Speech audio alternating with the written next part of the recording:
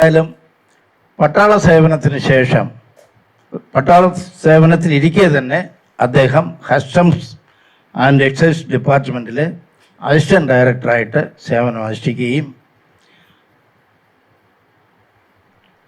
അതേ കാലയളവിൽ തന്നെ അദ്ദേഹം സിനിമയിൽ അഭിനയിക്കുകയും ചെയ്യും. ഈ കിരീടം സിനിമ ജനശ്രദ്ധ പിടിച്ചു പറ്റുകയും അതിലെ വില്ലൻ പാർട്ട് കസ്റ്റംസിലെ ഒരു ഉദ്യോഗസ്ഥനാണ് അഭിനയിച്ചത് എന്നുള്ളത് ശ്രദ്ധയിൽപ്പെട്ടപ്പോൾ അനുമതിയില്ലാതെ സിനിമയിൽ അഭിനയിച്ചു എന്നുള്ള കാരണത്താൽ അദ്ദേഹത്തെ സർവീസിൽ നിന്നും ടെർമിനേറ്റ് ചെയ്തു. നീണ്ട നിയമയുദ്ധത്തിന് ശേഷം 20 വർഷക്കാലം കഴിഞ്ഞ് 2010 അദ്ദേഹം സർവീസിൽ വീണ്ടും ജോയിൻ ചെയ്തെങ്കിലും അദ്ദേഹത്തിന് നഷ്ടപ്പെട്ട 20 വർഷത്തെ ആനുകൂല്യങ്ങളൊന്നും ലഭിച്ചില്ല എന്നുള്ള ദുഃഖ സത്യം അദ്ദേഹത്തിൻ്റെ മനസ്സിൽ ഒരു ഡിപ്രഷനായിട്ട് മാറി. 2015 അദ്ദേഹം കമ്പൾസറി റിട്ടയർമെൻറ്റ് വാങ്ങി സർവീസ് വീട്ടിൽ. അദ്ദേഹത്തിൻ്റെ കുടുംബം, ഭാര്യ ഇപ്പോഴും ചെന്നൈയിലാണ്. അവർ സർവീസിലായിരുന്നു, ഇപ്പോൾ റിട്ടയർ ചെയ്തു. മൂത്ത മകള് അവരുടെ പിതാവിൻ്റെ അടക്കത്തിനും അവരുടെ കുട്ടിക്ക് വരാൻ പറ്റില്ല, കാനഡയിൽ വർക്ക് ചെയ്യുകയാണ്. ഇളയ മകൾ ഇപ്പോൾ ബാംഗ്ലൂരിൽ എൻജിനീയറിങ്ങിന് അവസാന വർഷം പഠിക്കുകയാണ്. ഇതാണ് അവരുടെ കുടുംബ പശ്ചാത്തലം. നിയമസഭാ സ്പീക്കറും മിനിസ്റ്ററുമൊക്കെ ആയിരുന്ന പ്രിയപ്പെട്ട എം വിജയകുമാർ സാറിനെ ആദരപൂർവ്വം ക്ഷണിക്കുന്നു. ഈ ചടങ്ങിലേക്ക് നമ്മയെല്ലാം സ്വാഗതം ചെയ്ത ഇതിൻ്റെ സംഘാടകൻ കൂടിയായ ശ്രീ ശാന്തിവിള പത്മകുമാർ,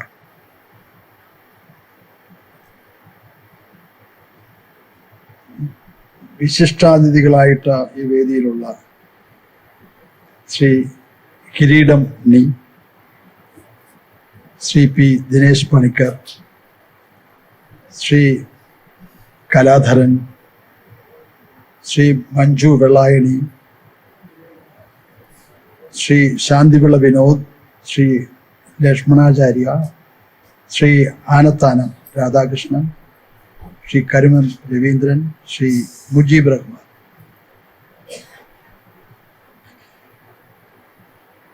ഇവരെല്ലാം പോലെ അല്ലെങ്കിൽ അതിനേക്കാളും പ്രഗത്ഭരായിട്ടുള്ള അതിഥികളെ, പ്രിയ സഹോദരി സഹോദരന്മാരെ, സുഹൃത്തുക്കളെ, ഒരു പ്രത്യേകതയുള്ള ചടങ്ങാണ് ഇവിടെ നടക്കുന്നത്. ഓർമ്മ പുതുക്കൽ എന്ന ഒരു വാക്കിൽ അതിനെ അടയാളപ്പെടുത്താം. ഓർമ്മ എന്ന് പറഞ്ഞാൽ പല ഓർമ്മകളാണ്. വത്സലകുമാർ തന്നെ ഇവിടെ എന്തെല്ലാം കാര്യങ്ങളാണ് ഓർമ്മിച്ചത്. ഇനി എന്തെല്ലാം ഓർമ്മിക്കാനുണ്ട്. ഞാൻ അല്ല ഇവിടെ ശരിയായി ഇതിൽ നമ്മോട് സംവദിക്കേണ്ടത് ഈ വേദിയിലുള്ള ശ്രീ കിരീട ഉണ്ടിയും, ശ്രീ ദിനേശ് പണിക്കറും, ശ്രീ കലാധരനും ഉൾപ്പെടെ. അതിനേക്കാളും പ്രാഗൽഭ്യം അവിടെ കബഡി ഹരദാസിനെ കുറിച്ച് പറഞ്ഞു, അദ്ദേഹത്തിൻ്റെ സംഭാവനകൾ. ഇവിടെ ഇരിക്കുന്ന ഓരോരുത്തരും സിനിമയിലും അതുപോലെ സാംസ്കാരിക രംഗത്തും വളരെ പ്രശസ്തി നേടിയിട്ടുള്ള മഹത് വ്യക്തികളാണ്. ഇപ്പോ ഇവിടെ മോഹൻരാജിനെ കുറിച്ച് അനുസ്മരണം നടത്തി.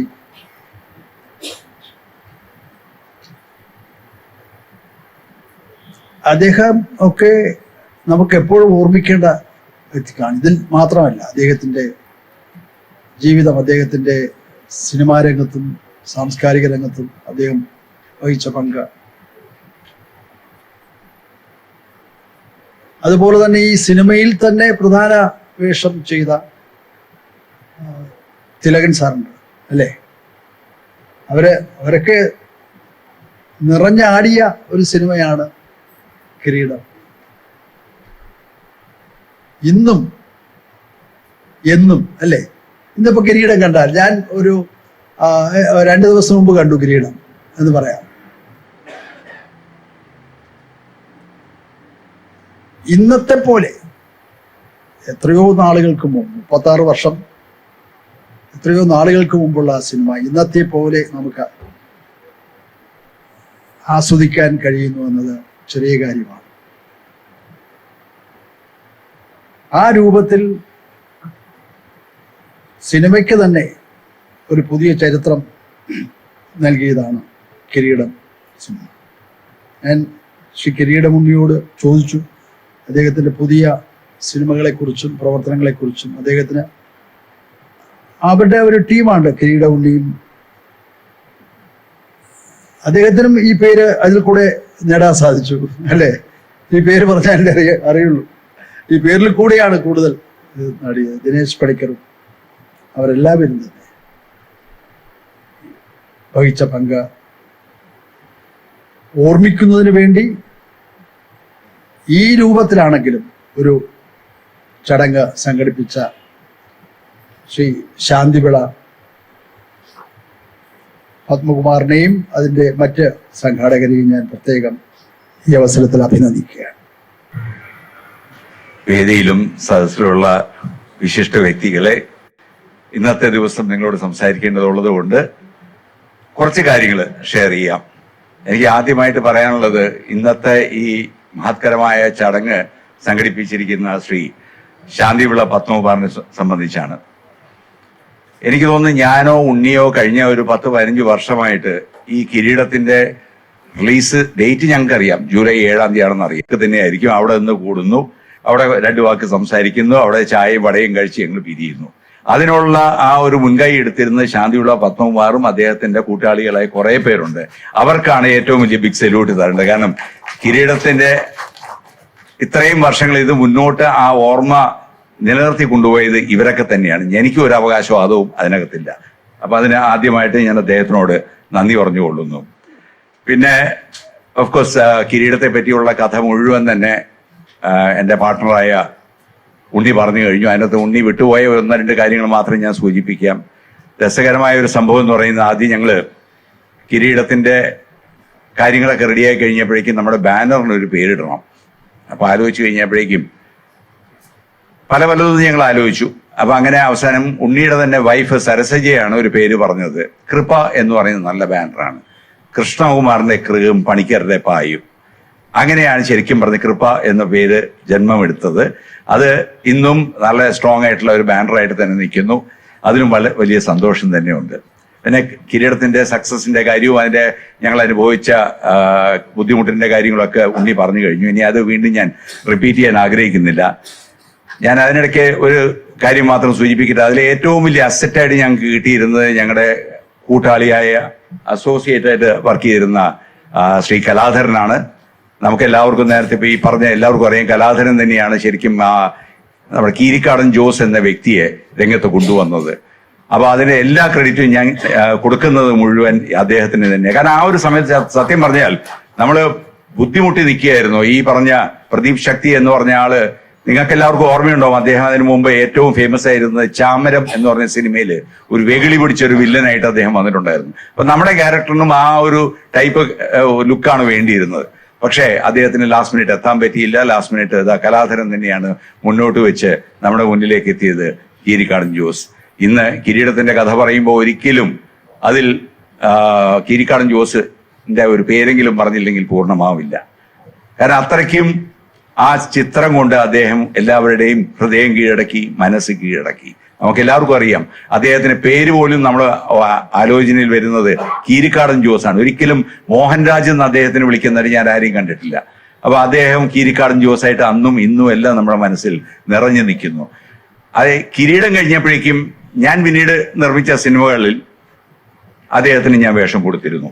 അത് കഴിഞ്ഞ് ചെപ്പ് കിലുക്കണം ചങ്ങാതി എന്നൊരു സിനിമ എടുത്തപ്പോ അതിനകത്ത് വില്ലൻ വേഷം കൊടുത്തത് കീരിക്കാടൻ ജോസിന് തന്നെയാണ്. ഇനി അതിനകത്ത് നടന്നൊരു ചെറിയ രസകരമായ സംഭവം നിങ്ങളുടെ മുന്നിൽ ഞാൻ അവതരിപ്പിക്കാം. ആ ചിത്രത്തിൽ വില്ലനും അതിനകത്ത് ഒരു ഉപനായകനായിട്ടുള്ള ജഗദീഷ് എന്ന കഥാപാത്രവും തമ്മിൽ ഒരു ഫൈറ്റ് സീൻ ഉണ്ടായിരുന്നു. അപ്പൊ ആ ഫൈറ്റ് സീൻ നടക്കുന്ന ആ ഒരു സമയത്ത് നേരത്തെ ഉണ്ണി പറഞ്ഞ പോലെ തന്നെ അദ്ദേഹം ഫൈറ്റില് ഈ അജാനബാഹുവാണ് ഇതൊക്കെയാണെങ്കിൽ പോലും അദ്ദേഹത്തിന് ടൈമിംഗ് കുറച്ച് മോശമായിരുന്നു. അപ്പൊ ഒരു ഫൈറ്റ് സീൻ വരുമ്പോ പലയിടത്തും അങ്ങേര് കുറച്ച് ഫെയിലിയർ ആയിരുന്നു ഇനീഷ്യൽ ഡേയ്സിൽ. പിന്നീട് ഓഫ്കോഴ്സ് അദ്ദേഹം എല്ലാം പഠിച്ചു, ഒരു വലിയ ഗംഭീര ഫൈറ്ററായിട്ടൊക്കെ മാറി. പക്ഷെ ഈ ചെപ്പുകിലങ്ക ചങ്ങാതി എടുക്കുന്ന സമയത്തും ഈ ഇതേ പ്രശ്നം വന്നു. അപ്പൊ അന്ന് എന്താ പറ്റിയെന്ന് വെച്ച് കഴിഞ്ഞാൽ ജഗദീഷ് ഇദ്ദേഹത്തിനെ ഒരു വടിയെടുത്ത് അടിക്കുന്ന ഒരു സീനുണ്ട്. അപ്പൊ ആ വടി ഒറിജിനലായിട്ട് വെച്ചിട്ട് അടിച്ചു കഴിഞ്ഞാൽ വേദന എടുക്കുന്നതുകൊണ്ട് അതിന്റെ ഒരു ഡ്യൂപ്പ് ഉണ്ടാക്കി, ഒരു ഡമ്മി ഉണ്ടാക്കിയിട്ടാണ് ജഗദീഷ് അടിക്കുന്നത്. അപ്പൊ ജഗദീഷ് അടിക്കുമ്പോൾ ഇദ്ദേഹം കൈ കൊണ്ട് ബ്ലോക്ക് ചെയ്യണം, അല്ലെങ്കിൽ ബോഡി കൊണ്ട് ബ്ലോക്ക് ചെയ്യണം. കുറച്ചത് കാണിച്ചാൽ മതി, സ്ക്രീനിൽ വരുമ്പോൾ അത് അടികൊള്ളുന്നതായിട്ട് വരികയും ചെയ്യും. പക്ഷേ ഇയാളുടെ ആ ഒരു എക്സ്പീരിയൻസിന്റെ കുറവുണ്ടാകാം, ഇദ്ദേഹം എല്ലായിടത്തും പോയി കൈ കറക്റ്റായിട്ട് കൊടുത്തു, ബോഡിയിൽ കൊണ്ടു, അങ്ങനെ അടിയുടെ പൂരം ജഗദീഷ് കുറെ അങ്ങ് കൊടുത്തു കഴിഞ്ഞപ്പോഴേക്ക് ഇദ്ദേഹത്തിന് തോന്നിയത് തന്നെ മനഃപൂർവ്വം ജഗദീഷ് അടിക്കുകയാണെന്ന്. നടന്ന സംഭവമാണ്. ആ സമയത്ത് ഇയാൾ ഒന്നും മിണ്ടിയില്ല, അങ്ങനെ മുഖമൊക്കെ ചുമന്നു വന്നു. ഇതെല്ലാം കഴിഞ്ഞ് രാത്രി ഞങ്ങൾ ഞങ്ങളുടെ മുറിയിലെത്തി ഒന്ന് വിശ്രമിച്ചുകൊണ്ടിരിക്കുന്ന സമയത്ത് നോക്കുമ്പോൾ ജഗദീഷിന്റെ മുറിയുടെ വാതൊക്കെ ഭയങ്കര ബഹളം. ചെല്ലുമ്പോൾ കാണുന്ന കാഴ്ച എന്ന് വെച്ചാൽ ജഗദീഷിനെ കുത്തിന് പിടിച്ച് പൊക്കി വെച്ചിരിക്കുകയാണ് ഈ മനുഷ്യൻ. കലാധരനൊക്കെ ഉണ്ട്, കലാധരൻ സംവിധാനം ചെയ്ത സിനിമയാണ്. ഞങ്ങളെല്ലാം കൂടെ പിടിച്ചാണ് സത്യം പറഞ്ഞ അന്ന് ആ മനുഷ്യനെ അവിടെ സമാധാനിപ്പിച്ചത്. കാരണം പെട്ടെന്ന് ദേഷ്യം വരികയായിരുന്നു ഈ മോഹൻരാജിന്. ശുദ്ധൻ എന്ന് വെച്ചാൽ എത്ര ശുദ്ധനായ മനുഷ്യനെ നമുക്ക് ലോകത്ത് കിട്ടില്ല. എന്നോട് കാണിച്ചിട്ടുള്ള സ്നേഹം, കിരീടം കഴിഞ്ഞപ്പോഴേക്കും എന്നോട് പറഞ്ഞു, ചെന്നൈയിൽ വരികയാണെങ്കിൽ ഒരു കാരണവശാലും നിങ്ങൾ ഹോട്ടലിൽ റൂം എടുക്കരുത്, നിങ്ങൾ താമസിക്കുകയാണെങ്കിൽ എൻ്റെ ഫ്ലാറ്റിൽ തന്നെ താമസിക്കണം. പിന്നീട് കുറെ കാലം ഞാൻ അദ്ദേഹത്തിന്റെ ഫ്ലാറ്റിലാണ് ഞാൻ ചെല്ലുന്ന സമയത്ത് അവിടെ താമസിച്ചിരുന്നത്. ഒരു തീറ്റിപ്രിയനായിരുന്നു, മട്ടനാണ് അദ്ദേഹത്തിന്റെ വീക്ക്നെസ്, മട്ടൻ വേണം ദിവസവും. അപ്പൊ അങ്ങനെ എനിക്കാണെങ്കിൽ മട്ടൻ ദിവസവും ഇഷ്ടമല്ല. അപ്പൊ അതുകൊണ്ട് ഞാൻ അതിന്റെ കൂട്ടത്തിൽ തന്നെ എനിക്ക് ആവശ്യമുള്ള ഫുഡ് ഞാൻ പുറത്തുനിന്ന് ഓർഡർ ചെയ്ത് വാങ്ങിക്കായിരുന്നു. പക്ഷെ ഇതൊക്കെ പറഞ്ഞാലും ശരി, ആ മനുഷ്യനെ നമുക്ക് ഒരിക്കലും മറക്കാൻ സാധിക്കില്ല. ഇതിന്റെ കൂടെ തന്നെ നമ്മുടെ ഇനി കിരീടം പാലത്തിന്റെ ഒരു കഥ കൂടി ഞാൻ പറഞ്ഞു നിർത്തുകയാണ്. കിരീടം പാലം നമുക്ക് എല്ലാവർക്കും അറിയാം. കിരീടം വന്നതിന് ശേഷമാണ് ആ പാലം നമ്മുടെ എല്ലാം ശ്രദ്ധയിൽ വന്നത്. എല്ലാവരും അന്ന് കണ്ടിട്ടുണ്ട് ഈ പാലം. അതിനുശേഷം അനവധി സീരിയലിൽ ഷൂട്ട് ചെയ്തിട്ടുണ്ട്. പക്ഷേ കിരീടം വന്നതിന് ശേഷം കിരീടം പാലം അതിന് ഒരു ഇമ്പോർട്ടൻസ് വന്നു. കാരണം ആ പാലത്തിന് നിങ്ങൾക്ക് എല്ലാവർക്കും, ആ സിനിമ കാണുന്നവർക്ക് അറിയാം, മുഹൂർത്തങ്ങളെല്ലാം തന്നെ വളരെ വിലപ്പെട്ട മുഹൂർത്തങ്ങളാണ് സിനിമയിലെ. ആദ്യം എടുത്ത് പറയുകയാണെങ്കിൽ അതിനകത്ത് റൊമാൻറ്റിക് ആയിട്ട് ആംഗിൾ ഉണ്ട്. കാരണം അതിനകത്ത് പാർവതിയായിട്ട് മോഹൻ ലാല് സംസാരിച്ച് വരുന്ന ഒരു സീനുണ്ട്, അവിടെ റൊമാൻസ് ഉണ്ട്. പിന്നെ കുടുംബം, ഈവൻ സ്വന്തം അനിയൻ വരുന്നുണ്ട്, അനിയൻ വന്നിട്ട് യദുകൃഷ്ണൻ സംസാരിക്കുന്നുണ്ട്. അപ്പൊ ഒരു കുടുംബതലത്തിലുള്ള ഒരു അറ്റാച്ച്മെന്റ് അവിടെയുണ്ട്. സുഹൃത്ത് ബന്ധമുണ്ട് അവിടെ, ശ്രീനാഥുമായിട്ടുള്ള ഒരു സംഭവം അവിടെ കാണിക്കുന്നുണ്ട്. അപ്പൊ അങ്ങനെ നോക്കുകയാണെങ്കിൽ ആ സിനിമയിലെ മെയിൻ ഘടകമായിട്ട് ഈ സിനിമ കിരീടം പാലം മാറിയിരുന്നു. ആ കിരീടം പാലം ഇത്രയും വളർത്തിയെടുത്തതിന്റെ പിന്നിലും ഇദ്ദേഹം തന്നെയാണ് ഉള്ളത്. ഇദ്ദേഹം ഓഫ്കോഴ്സ് എല്ലാവരെയും വേണ്ടവരെ MLA MP എല്ലാവരെയും തന്നെ സ്വാധീനിച്ചാണ് അദ്ദേഹം ചെയ്തിട്ടുള്ളത്. അതിൽ സാറും വളരെ MLA സാറും വളരെ അതിന് ശുഷ്കാന്തി കാണിച്ചിട്ടുണ്ട്, എനിക്കറിയാതെ. അപ്പൊ അങ്ങനെ ഒരു 3 ലക്ഷം രൂപ പാസ്സായി കിട്ടുകയും ആ 3 ലക്ഷം രൂപ കൊണ്ട് ജീർണിച്ച് കിടന്നിരുന്ന ആ കിരീടം പാലത്തിനെ ഈ അവസ്ഥയിൽ എത്തിച്ചത് ഇവരൊക്കെ തന്നെയാണ്. അവിടെയും ഒരവകാശവും എനിക്കോ ഉണ്ണിക്കോ പറയാനുണ്ടെന്ന് എനിക്ക് തോന്നുന്നില്ല. പിന്നെ ഇപ്പോ എനിക്ക് എന്തെങ്കിലും ചെറുതായിട്ട് പറയാനുണ്ടെങ്കിൽ ഒരു കാര്യമേ ഉള്ളൂ. ഈ അടുത്ത കാലത്ത് 1 വർഷം മുമ്പാണ് കിരീടം പാലം ഒരു ടൂറിസ്റ്റ് സ്പോട്ടായിട്ട് അനൗൺസ് ചെയ്തിട്ടുണ്ടായിരുന്നു. അത് കേട്ടപ്പോൾ വളരെ സന്തോഷം തോന്നി. അറ്റ്ലീസ്റ്റ് നമ്മുടെ ഒരു പേരിലുള്ള ഞാൻ നിർമ്മിച്ച ഒരു സിനിമയുടെ പേരിലുള്ള ഒരു പാലം ടൂറിസ്റ്റ് സ്പോട്ട് ആകുന്നു എന്ന് കേട്ടു. അങ്ങനെ ഇരിക്കുമ്പോഴാണ് ഒരു ദിവസം നമ്മുടെ ആർക്കിടെക്ട് ശങ്കർ എന്നെ വിളിക്കുന്നത്. ശങ്കർ എന്നെ വിളിച്ചിട്ട് പറഞ്ഞു, ദിനേശേ ഫ്രീ ആണോ, രാവിലെ ഒരു സ്ഥലം വരെ വരാമോ എന്ന് ചോദിച്ചു. ഞാൻ പറഞ്ഞു എങ്ങോട്ടാ പോകണ്ടേ? അപ്പൊ എന്നോട് പറഞ്ഞു കിരീടം പാലം വരെ ഒന്ന് പോകണം. പാലം പോകുന്ന സമയത്ത് എനിക്കൊരു കഥ കൂടി നിങ്ങളത് കേൾക്കണം. അങ്ങനെ ശങ്കരന്റെ ക്ലോസ് ഫ്രണ്ടാണ്. ശങ്കരൻ എന്നെ വന്നു, വീട്ടിൽ ഇവിടുന്ന് വിളിച്ചു. കാരണത്തിൽ ട്രാവൽ ചെയ്ത് വെള്ളായണി എത്തുന്നതിന് മുമ്പ് തന്നെ അദ്ദേഹം എൻ്റെ കിരീടത്തിന് ഫുൾ കഥ കേട്ടു. ഈ കിരീടം പാലത്തിന് ഈ സിനിമയായിട്ടുള്ള എന്താണ് കണക്ഷൻ, അതും മൊത്തത്തിൽ അദ്ദേഹം ചോദിച്ചു മനസ്സിലാക്കി. അവിടെ ചെന്നതിന് ശേഷം കുറെ രൂപകൽപ്പന അദ്ദേഹം ചെയ്ത ഒരു സംഭവമാണ്. ഇന്ന് അവിടെ കുറെ പണി നടക്കുന്നുണ്ട്. വലിയ താമസിയാതെ തന്നെ 5-6 മാസത്തിനുള്ളിൽ കിരീടം പാലം ഒരു ടൂറിസ്റ്റ് സ്പോട്ടായിട്ട് മാറാൻ പോകുന്നു. അതിൽ നമുക്ക് എല്ലാവർക്കും, ഇവിടെ കൂടിയിരിക്കുന്ന എല്ലാവർക്കും തന്നെ അഭിമാനിക്കാം. കാരണം ഇങ്ങനെ ഒരു സിനിമയുടെ പേരിൽ ഒരു സ്പോട്ട് ഇത്രയും ശ്രദ്ധിക്കപ്പെടുക എന്ന് പറയുന്നത് എനിക്ക് തോന്നുന്നു വേറെ ഒന്നും വന്ന് ലോകത്ത് തന്നെ കാണൂല. എന്തായാലും അങ്ങനെ കിരീടം എന്ന സിനിമയുടെ ഒരു നിർമ്മാതാവായി 36ാമത്തെ വർഷം ഇന്ന് ഞാൻ ഫേസ്ബുക്കിൽ പോസ്റ്റ് ചെയ്തിരുന്നു. അതിൽ കിട്ടിയ കമന്റ്സ് എന്നൊക്കെ പറഞ്ഞു കഴിഞ്ഞാൽ ഒരു കമന്റ് പോലും നെഗറ്റീവായിട്ട് ആരും പോസ്റ്റ് ചെയ്യുന്നില്ല. കാരണം കിരീടത്തിനെ പറ്റി എല്ലാവർക്കും നല്ലത് മാത്രമേ പറയാനുള്ളൂ. അങ്ങനെ ആ ഒരു സന്തോഷത്തിൽ നിൽക്കുകയാണ് ഞങ്ങൾ ഇന്ന് ഇവിടെ. ഞങ്ങളെല്ലാം ഇവിടെ വിളിച്ച് ഒരു വലിയ ആദരവാണ് ശരിക്കും പറഞ്ഞാൽ ഞങ്ങൾക്ക് തരുന്ന ശ്രീ പത്മകുമാറിന് വീണ്ടും വീണ്ടും എത്ര നന്ദി പറഞ്ഞാലും മതി വരില്ല. പിന്നെ ഇന്ന് വേദി അലങ്കരിക്കാൻ വന്നിരിക്കുന്ന മഹത് വ്യക്തികളെല്ലാം അവരെ സമയം മാറ്റി വെച്ച് ഇന്ന് ഇവിടെ എത്തിയിരിക്കുകയാണ്. അവരോടും നന്ദി പ്രകാശിപ്പിച്ചുകൊള്ളുന്നു. മഞ്ജു വെള്ളാനി സാറൊക്കെ ഞങ്ങൾ മിക്കവാറും എല്ലാ ഫംഗ്ഷനോട് ചെല്ലുമ്പോൾ എല്ലാ ഫംഗ്ഷനും ഉണ്ടാകാറുണ്ട്. അപ്പോൾ സാറിന് അറിയാം, വിൻസെന്റ് സാറിനും അറിയാം. അപ്പൊ എനിക്കൊന്ന് വിജയകുമാർ സാർ ആദ്യമായിട്ടാണ് ഇപ്പൊ ഞങ്ങളുടെ കൂട്ടത്തിൽ വരുന്നെങ്കിലും വളരെ വളരെ സന്തോഷമുണ്ട്. ഇനി വന്നോളൂ. അപ്പൊ എല്ലാവർക്കും നന്ദി പറഞ്ഞുകൊള്ളുന്നു. നന്ദി, നമസ്കാരം. മുഖ്യ പ്രഭാഷണം നടത്തുന്നത് നമ്മുടെ സ്ഥല MLA കൂടിയായ വിൻസെന്റ് സാറാണ്. പക്ഷേ ഈ കീരിക്കാടൻ സിനിമയിലെന്ന് പറയുന്ന മാതിരി കീരിക്കാടൻ ജോസും അല്ലെങ്കിൽ സേതുമാധവനായിട്ട് മോഹൻലാലെ പോലെ ഞങ്ങൾ ഒരു ചെറിയ അഭിനയമാണ്. ഞങ്ങൾ ഈ ഡ്രസ് കിരീടം കാലം വരെ വരണമെന്നുള്ളതിൻ്റെ ഒരു അപേക്ഷ ബഹുമാനപ്പെട്ട MLA കൊടുക്കുകയാണ്.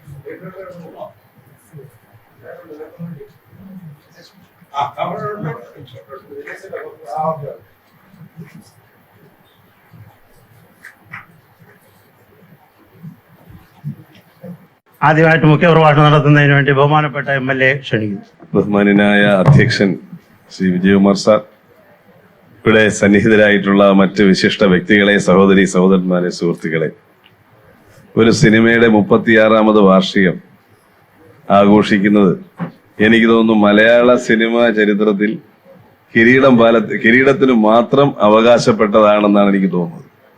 ചിലരെ 1/4 നൂറ്റാണ്ട് ആഘോഷിക്കുന്ന സിനിമകളുണ്ട്, 50 വർഷം ആഘോഷിക്കുന്ന സിനിമകളുണ്ട്. പക്ഷെ എല്ലാ വർഷവും കൃത്യമായി ഒരു സിനിമയുടെ വാർഷികം ആഘോഷിക്കുന്നത് കിരീടം സിനിമയ്ക്ക് മാത്രം സ്വന്തമാണ്. അതിന്റെ അണിയറയിൽ പ്രവർത്തിച്ചവർക്കെല്ലാം അഭിമാനിക്കാൻ കഴിയുന്ന ഒരു സവിശേഷതയാണ്. ഇവിടെ ചൂണ്ടിക്കാണിച്ചതുപോലെ ശ്രീ ശാന്തിവിള പത്മകുമാർ, അദ്ദേഹം ആണ് ഇത് കൃത്യമായി. എത്ര പ്രാവശ്യം പത്മകുമാർ ഈ സിനിമ കണ്ടിട്ടുണ്ടെന്ന്, എത്ര പ്രാവശ്യം കണ്ടിട്ടുണ്ട് ഈ സിനിമ? 2 പ്രാവശ്യം കണ്ടിട്ടുള്ളൂ. എന്തായിരുന്നാലും ആ സിനിമ ഞങ്ങളുടെയൊക്കെ കൗമാരകാലത്ത് വളരെ ആവേശത്തോടുകൂടി കണ്ടിരുന്ന ഒരു സിനിമയാണ് ഈ കിരീടം എന്ന സിനിമ.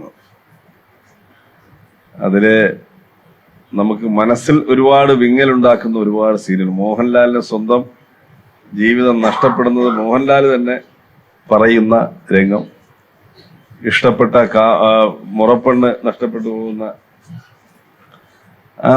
ആ രംഗങ്ങളെല്ലാം നമുക്ക് വളരെ ഹൃദയസ്പർശിയായി നിൽക്കുക. തിലകൻ ചേട്ടന്റെ ഏറ്റവും മനോഹരമായ ഒരു റോൾ കൂടിയിട്ടാണത്. അദ്ദേഹം വളരെ ഭംഗിയായി ആ റോൾ അവതരിപ്പിച്ചു.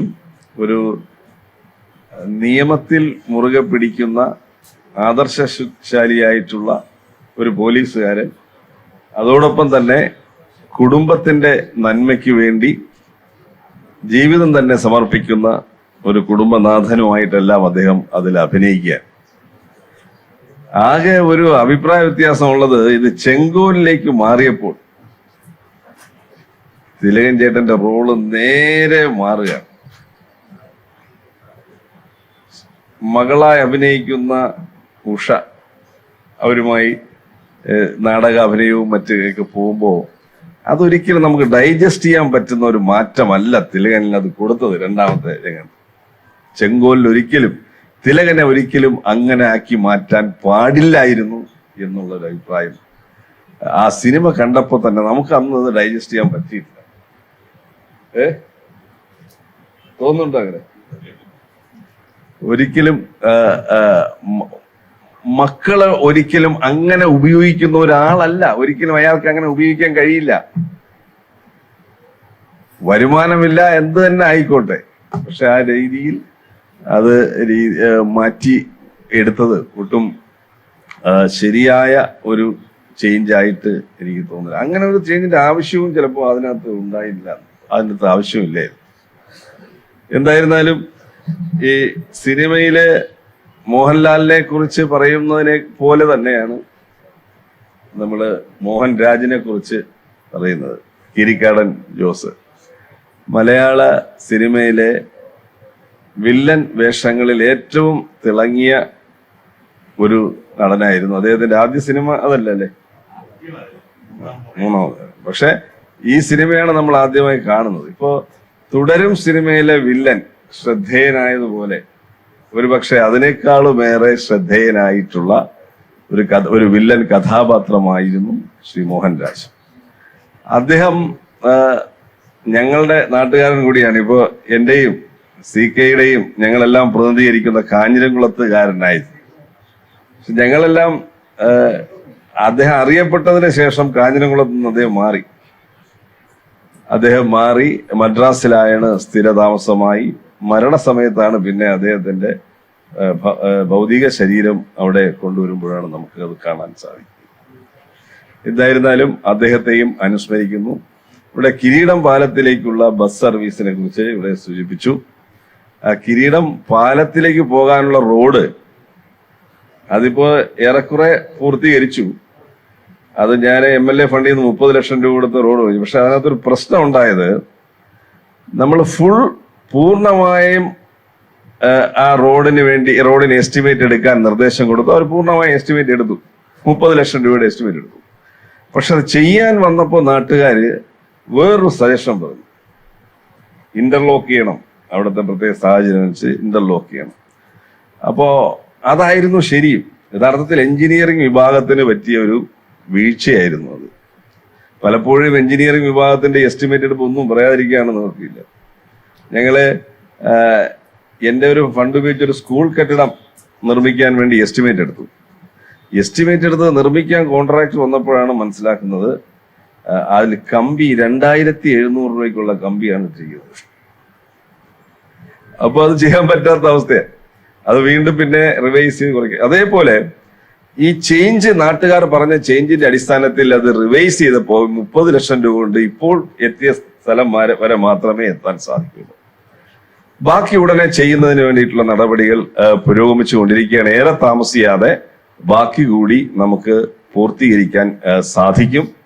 ആ സാധിക്കുന്നതോടുകൂടി തന്നെ ബസ് സർവീസും, എനിക്ക് തോന്നുന്നു ഇപ്പോ സിനിമ രംഗത്തുള്ള ഒരാളാണ്, ട്രാൻസ്പോർട്ട് മന്ത്രി ആയതുകൊണ്ട് അദ്ദേഹം കിരീടം പാലത്തിലേക്ക് ഒരു ബസ് വേണമെന്ന് പറഞ്ഞാൽ അപ്പൊ അദ്ദേഹം അനുവദിക്കുമായിരിക്കും. അപ്പൊ അത് നമുക്ക് നോക്കാം. അവിടെ അത്യാവശ്യം വേണ്ടത് നമുക്ക് റോഡ് നന്നാക്കുക എന്നുള്ളതാണ് ഏറ്റവും പ്രധാനപ്പെട്ട കാര്യം. അത് ചെയ്തു. മാത്രമല്ല അവിടെ രാത്രി നല്ല ഇരുട്ടായിരുന്നു. ഇപ്പൊ നമ്മളൊരു ഹൈമാസ് ലൈറ്റ് MLA ഫണ്ടിൽ നിന്ന് അനുവദിച്ച് രാത്രി കാലങ്ങളിൽ ഇരുട്ടൊന്ന് അകറ്റാൻ നമുക്ക് കഴിഞ്ഞിട്ടുണ്ട്. അപ്പൊ വൈകുന്നേരങ്ങളിലും കൂടുതൽ ആൾക്കാർ ഇപ്പോൾ അവിടെ വരാൻ തുടങ്ങി. സിനിമ ലൊക്കേഷനുകളൊക്കെ, ചില ലൊക്കേഷനുകൾ ടൂറിസം സ്പോട്ടുകളാക്കുന്ന പദ്ധതിയുടെ ഭാഗമായിട്ട് ഈ കിരീടം പാലവും അതിന്റെ കിരീടം പാലം സ്ഥിതി ചെയ്യുന്ന ആ സ്പോട്ട് ഒരു ടൂറിസം സ്പോട്ടായി പ്രഖ്യാപിച്ച് അതിന്റെ പ്രവർത്തനങ്ങൾ നടന്നു വരികയാണ്. ഏറെ താമസിയാതെ തന്നെ നല്ല നിലയിലേക്കുള്ള ഒരു ടൂറിസം ഡെസ്റ്റിനേഷൻ എന്ന് മാത്രമല്ല, അത് എല്ലാവർക്കും, ആ സിനിമ കണ്ട തലമുറകൾക്കെല്ലാം ഒരു നല്ല ഒരു അനുഭവമായിരിക്കും അവിടെ എത്തിച്ചേരുന്നത്. എന്തായിരുന്നാലും ഇതെല്ലാം പൂർത്തിയാകുമ്പോൾ എനിക്ക് നിങ്ങളോട് 2 നിർമ്മാതാക്കളോടും പറയാനുള്ളത്, മോഹൻലാലിനെ ഒരു ദിവസം അവിടെ കൊണ്ടുവരണം. ആ സ്പോട്ടിൽ മോഹൻലാലിനെ കൊണ്ടുവന്ന് കിരീടത്തിന്റെ ഒരു ആഘോഷം നമുക്ക് അവിടെ നടത്തണം. അവിടെ തന്നെ വെച്ച്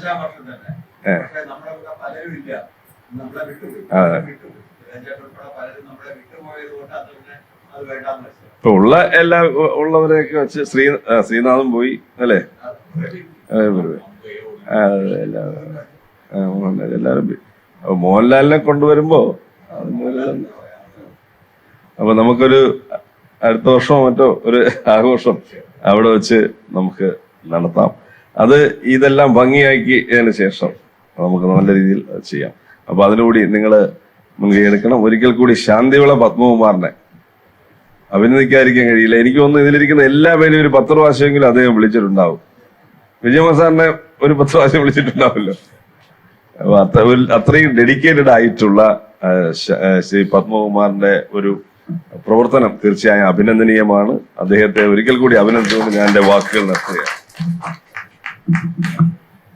ചടങ്ങ് ഉദ്ഘാടനം ചെയ്ത ശ്രീ എം വിജയകുമാർ, മുഖ്യപ്രഭാഷണം നടത്തിയ ശ്രീ എം വിൻസെന്റ് MLA, കിരീടത്തിൻ്റെ പ്രൊഡ്യൂസർമാരായ ശ്രീ കിരീട ഉണ്ണി, ശ്രീ ദിനേശ് പണിക്കർ, ശ്രീ CK വത്സലകുമാർ, പ്രിയപ്പെട്ടവരെ,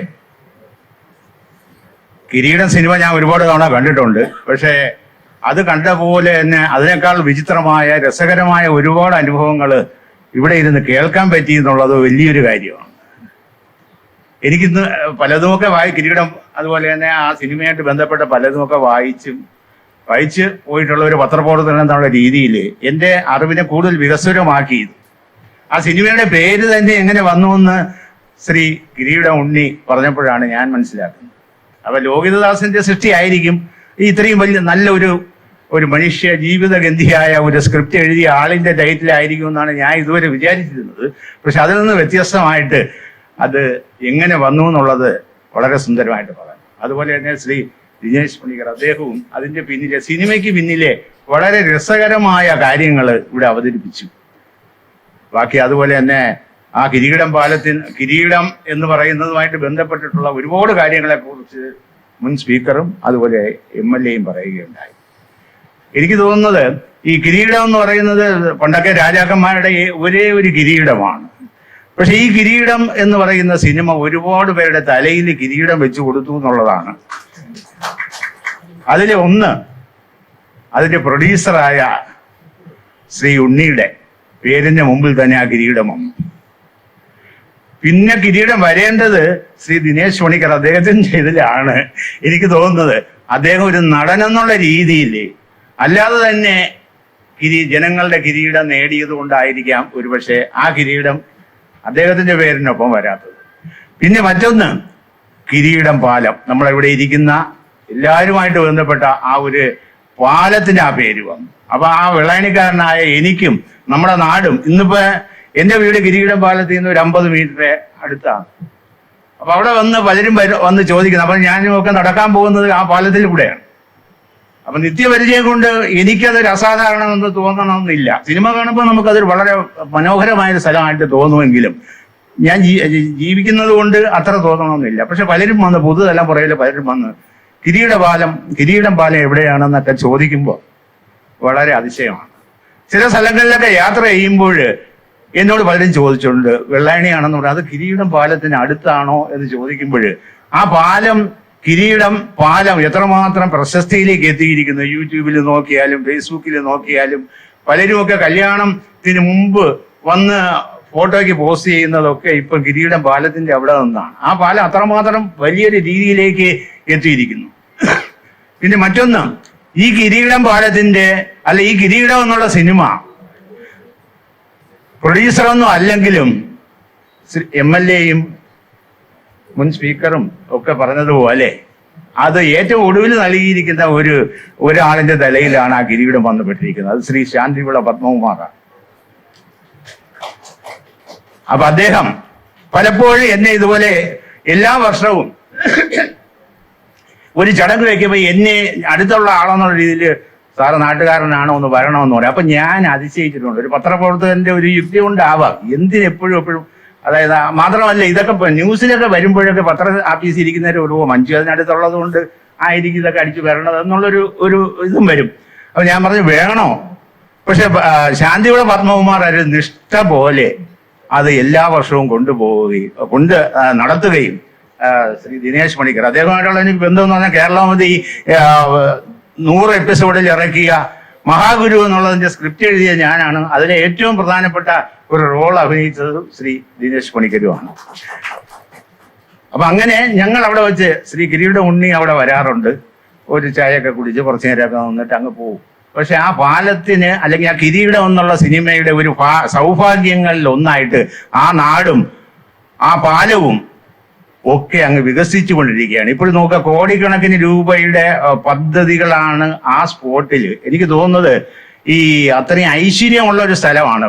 വെള്ളായണി പൊതുവെ വളരെ ഐശ്വര്യമുള്ള സ്ഥലം എന്നൊക്കെ പറയും. ഞാൻ അവിടെ ജനിച്ചത് കൊണ്ടോ എൻ്റെ പേരിനൂടെ ഉള്ളത് കൊണ്ട് പറയുന്നതല്ല. വെള്ളായണി ദേവി, വെള്ളായണി കായല്, അതുപോലെ തന്നെ വളരെ ശുദ്ധജല തടാകങ്ങളിലൊന്നാണ്. ശുദ്ധ മനസ്കരായ ആളുകളും ഉള്ളത് കൊണ്ടാവാം ഈ പത്മകുമാറിനെ പോലെയൊക്കെ ഉള്ള ഇത്തരത്തില് ഒരു സിനിമയുടെ ഒരു പ്രൊമോഷൻ വർക്കായിട്ട്, പ്രത്യേകിച്ച് ഒരു നേട്ടത്തിന് വേണ്ടി അല്ല, പക്ഷെ അത് തന്റെ നാടിനോടുള്ള ഒരു കമ്മിറ്റ്മെന്റ് ആയിട്ട് എടുത്ത് അത് നടത്തുന്നു. ഇവിടെ ഇരിക്കുന്ന എല്ലാവരും ഒരു രീതിയിൽ അല്ലെങ്കിൽ വേറൊരു രീതിയിൽ വ്യക്തിമുദ്ര പതിപ്പിച്ചവരാണ്. ശ്രീ കലാധരൻ അടക്കം ഇവിടെ ഇരിക്കുന്ന, അതുപോലെ വിഗതകുമാരന്റെ ശ്രീ കവടിയാർ ദാസ് അടക്കം എല്ലാവരും ഓരോരോ രീതിയിൽ കിരീടവുമായിട്ടും ഈ സിനിമയുമായിട്ടും ഒക്കെ ബന്ധപ്പെട്ടിരിക്കുന്നു. ഈ ഒരു ഹാളില് ഞാൻ പത്രപ്രവർത്തകനാണ്, പ്രസ് ക്ലബ് ആണെങ്കിലും ഇവിടുത്തെ ഒരു ഫംഗ്ഷൻ ഞാൻ ഇപ്പം ആദ്യമായിട്ടാണ് ഇവിടെ വരുന്നത്. കാരണം മിക്കവാറും എൻ്റെ പുസ്തക പ്രകാശനങ്ങളിൽ കൂടുതൽ നടന്നിട്ടുള്ള പ്രസ് ക്ലബിലാണ്, എല്ലാം അപ്പുറത്തെ ഹാളിൽ വെച്ചാണെങ്കിലും ഈ ഹാളിലേക്ക് ഇന്നിപ്പോൾ വരുന്നത്. അപ്പം ഈ ഹാളിൽ നിറഞ്ഞാന്ന് ഞാൻ പറഞ്ഞതുകൊണ്ട് സ്നേഹം കൊണ്ട് നിറഞ്ഞ, അനുഗ്രഹം കൊണ്ട് നിറഞ്ഞ, ഐശ്വര്യം കൊണ്ട് നിറഞ്ഞ, ഓർമ്മകൾ കൊണ്ട് നിറഞ്ഞ ഈ ചടങ്ങിൽ പങ്കെടുക്കാൻ കഴിഞ്ഞത് ജീവിതത്തിൽ ഒരു വലിയ സൗഭാഗ്യമായിട്ട് കരുതുന്നു. ഒരു ബസ്സിന്റെ കാര്യം പറഞ്ഞു. പിന്നെ ആ കിരീടം പാലത്തില് MLA തന്നെ മുൻകൈ എടുത്ത് അവിടെ ഒരു ഹൈ മാസ്ക് ലൈറ്റ് വെച്ചു. അത് ലൈറ്റ് വയ്ക്കുന്നതിന് കുറെ അന്ധകാര ഇപ്പോഴത്തെ പുതുതലമുറയുടേതായ ചില പ്രശ്നങ്ങളും അതൊക്കെ അറിയാമല്ലോ, മരുന്നും അതിൻ്റെയൊക്കെ. അപ്പൊ അത് വെച്ചതിന് ശേഷം ഒരുപാട് വ്യത്യാസം വന്നിട്ടുണ്ട്. ഇനി ഒരു ബസ്സിന്റെ കാര്യമാണ് പറയുന്നത്. അങ്ങനെ ഒരു കിരീടം പാലം എന്നുള്ള ഒരു ബസ് വരികയാണെങ്കിൽ കൂടുതൽ സിറ്റിയിലൊക്കെ ഉള്ള ആളുകൾ കൂടുതൽ ശ്രദ്ധിക്കും. കിരീടം പാലം ബസ് എന്ന് പറഞ്ഞ് അങ്ങനെ വെളിയിലുള്ളവരും ഒക്കെ കൂടുതൽ വരട്ടെ. അതിനുവേണ്ടി ശ്രീ MLA തീർച്ചയായിട്ടും ശ്രമിക്കും. മന്ത്രിയും അതിന് തീർച്ചയായിട്ടും ഒത്താശ നൽകും എന്നുള്ള പ്രതീക്ഷയോടുകൂടി ഈ ചടങ്ങിലേക്ക് എന്നെ വിളിച്ചതിന് വളരെയധികം സന്തോഷം. ശ്രീ പത്മകുമാറിനെ വീണ്ടും ഒരിക്കൽ കൂടെ നന്ദി പറഞ്ഞുകൊണ്ട് നിർത്തുന്നു. നന്ദി, നമസ്കാരം.